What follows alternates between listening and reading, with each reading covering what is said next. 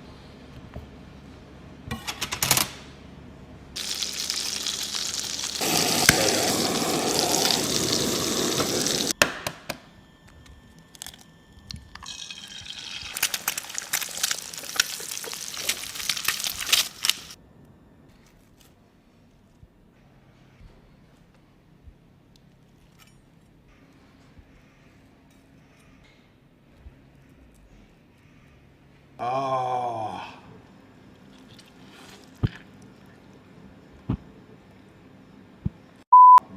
Yo, so tonight I made some beer battered lobster tails, and these joints were so good that Pops and Cam had to make a cameo. Let me show y'all how to get down. So I got some expensive lobster tails and I cracked them things open just to remove the lobster meat out, rinsed it off, and then I got it set aside on the stick.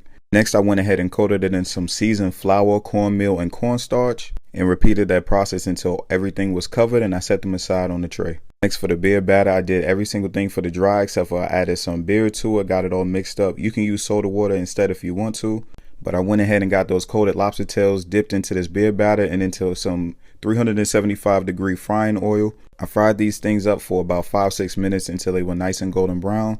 Perfectly seasoned, perfectly cooked, hit them with a little bit of lemon juice and parsley, and I made a nice little Cajun remoulade just to dip everything into. And as much as I wanted to here, I just went ahead and let Pops get a taste test. Of course, these things were the truth, and you already know. It's a wrap. Let's go.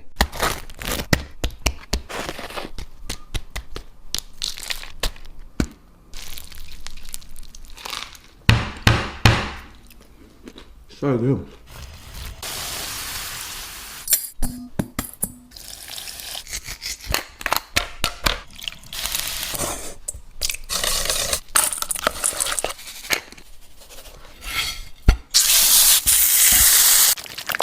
This is how you make honey garlic butter wings. Ramadan day 22 and we fire up the grill.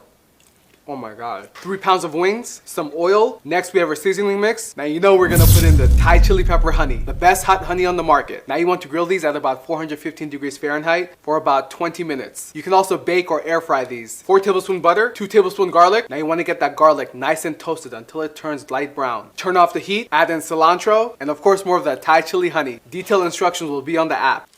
If you want the flavors of Alfredo with the layers of lasagna, you need to make these chicken Alfredo lasagna rolls. Season chicken breast with paprika, garlic powder, onion powder, dried parsley, Cajun spice, lemon juice, avocado oil, salt, and pepper. Massage this all in and then cook the chicken in a heated pan until it takes on some color and is cooked all the way through. Add some sliced cremini mushrooms to the same pan and add in some of the same seasonings and spices used for the chicken. Pour in some lemon juice, and once they're nice and golden, transfer to a plate. For the Alfredo sauce, cook down some yellow onions and minced jalapeno, then add in some butter, minced garlic, and cream cheese. Pour in heavy cream, add paprika, garlic powder, Cajun spice, and let this simmer for a few minutes until thickened. Finish it off with some lemon juice, pecorino romano, and reserve some of the sauce before adding the chicken and mushrooms back in. Pour some of the Alfredo sauce in an oven-safe dish. Then for the lasagna rolls, take some al dente lasagna sheets and spoon in some of the chicken Alfredo mixture. Try to focus most of the chicken chunks in the middle of the sheet, which makes it easier to roll. Lay these in a baking dish side by side, then spread a little more sauce on top. Top it off with some mozzarella cheese, cover it with foil, and bake in the oven for about 12 minutes. Broil for 2 to 4 minutes until it's golden and bubbly on top, and it's ready to enjoy. Barbecue chicken melt. Y'all might drag me for this, but I don't care. It was delicious and cheesy. I started out by seasoning my chicken breasts on both sides. Don't skip the brown sugar, that is essential. And then I just pan-seared on each side for like 5 to 10 minutes. Once your chicken is all the way cooked, go ahead and shred it and add whatever barbecue sauce you like. And then I'm using garlic and herb, Kerrygold butter for the outside of my bread, provolone cheese. Add your chicken and enjoy.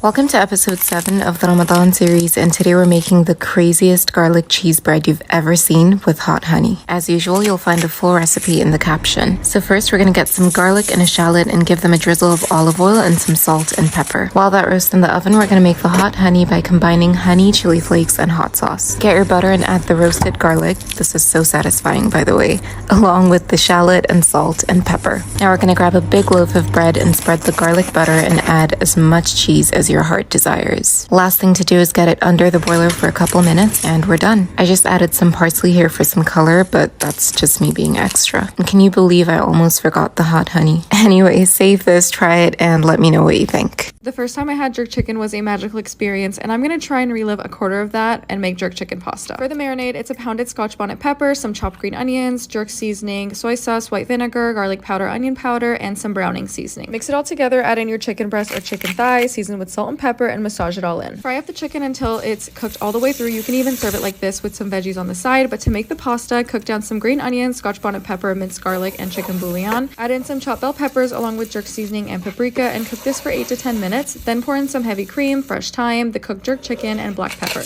Let this simmer until it's nice and thick, and then finish it off with some pecorino romano and fresh mozzarella. Add the cooked penne pasta to the sauce and toss everything until it's well combined. Then all you have to do is plate this up, garnish with fresh chives, and enjoy. Yo, so today I just made the most delicious Cajun salmon and shrimp pasta. Packed with flavor, let me show y'all how to get down. Alright, so in 2 separate bowls, I got some 1620 shrimps and salmon that I cubed up. I hit it with some oil and spices. I gave them both a really good mix until it looked like this. Now on the skillet over medium-high heat, I got the salmon cooked down until it's nice and brown on both sides. Removed that from the skillet, added some more oil and butter, and I cooked the shrimps down for about 90 seconds on each side. I removed those, and then in the same skillet, I added some butter, some garlic, some tomato paste, Italian herb paste, got that mixed up, and then I added some heavy cream to that.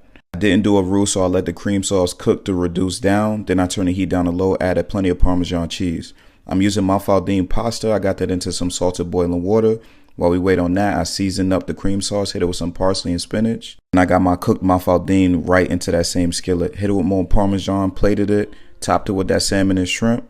And of course, I hit it with more Parmesan and fresh parsley. Man, this stuff was a truth. Creole family holla at me, and it's a wrap. Let's go. Marry me chicken pasta, a delectable recipe. So good. I'm happily married, so you gotta marry this recipe. Let's get into it. First things first, after your 5 chicken thighs have been washed and dried, cube them up, hit them with some oil, and season with the following spices. From there, add them to a hot pan, let them sit for about 15 minutes, give it a nice mix, and then once you have a final temperature of 165, take them off. In the same pan with all that flavor, let's come in with some peppers and onions, add some tomato paste, give it a nice mix so everything is broken down, add some half and half, and then season with the following spices on the screen. At this point, it's getting nice and thick, so go ahead and give it a nice stir. Come in with a little bit of Parmesan cheese just to thicken it up some more. Add some of that chicken, and it's so good, but we're not done. Come in with some spinach and let it cook down. When it comes to pasta, always salt the water. We're doing some mouthwatering.